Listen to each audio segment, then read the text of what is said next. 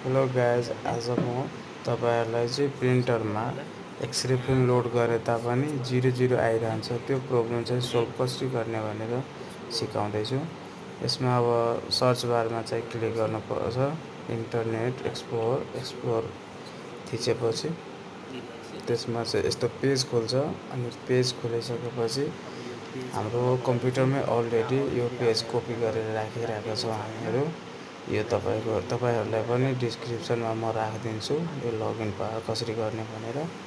त्यसै लगइन यसरी थिचेपछि लगइन आउँछ। एकचोटि म फेरि देखाइदिन्छु ब्याक गरेर। यो चाहिँ कपी गरेर राख्नुपर्छ। यसरी क्लिक गरिसकेपछि यस्तो लगइन खोल्छ। यसरी पेज एउटा ठुलो खोल्छ। यसमा चाहिँ अब लगइन र पासवर्ड दिनुपर्छ। त्यो लगइन पासवर्ड दिनको लागि चाहिँ सबै स्मल लेटरमा ड्राई प्रिन्टर लेख्नुपर्छ है। लगइनमा ड्राई प्रिन्टर लेख्नुपर्छ र पासवर्ड भनेको फुजी फिल्म लेख्नुपर्छ। सबै स्मल लेटरमा लेख्नुपर्ने हुन्छ। तपाईहरुलाई म पासवर्ड पनि देखाइदिन्छु। हेर्नुस् त, यसरी फुजी फिल्म लेखेको छ स्मल लेटरमा दुईटै। अनि लगइनमा चाहिँ क्लिक गर्नुपर्छ।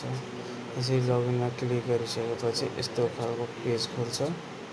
यो पेज हेरेपछि त्यसमा सेटिङ 2 लेखेको छ। हेर्नुहोस्, सेटिङ 2 मा चाहिँ क्लिक गर्नुपर्ने हुन्छ। यसरी सेटिङ 2 मा क्लिक गरेपछि यहाँ साइडमा यस्तो खोल्छ पेज। र अब यसमा हेर्नुहोस्, यो ट्रे 5 मा हाम्रो 8x10 को 20 वटा अहिले लेभल देखाइरहेछ। अनि अघि ट्रे 4 मा चाहिँ 10-12 वालामा चाहिँ 00 देखाइरहेको थियो। यो मैले अगाडि नै सोल्भ गरेर चाहिँ 150 देखाइरहेछ। अब यसलाई चाहिँ ट्रे 4 मा समस्या छ भने ट्रे 4 मा जाने, क्लिक गर्ने। अनि यसमा चाहिँ 150 वटा फिल्म हुन्छ हाम्रो। 150 वटा लेख्ने। अनि 150 वटा लेखिसकेपछि एक्जिटमा क्लिक गऱ्यो भने प्रिन्टरमा चाहिँ यस्तो अप्सन देखाउँछ। अनि त्यसपछि लगआउट गरिदिने। लगआउट गरेपछि यस्तो अप्सन देखाउँछ। अनि त्यसपछि हाम्रो यो 150 वटा एकछिनमा आउँछ।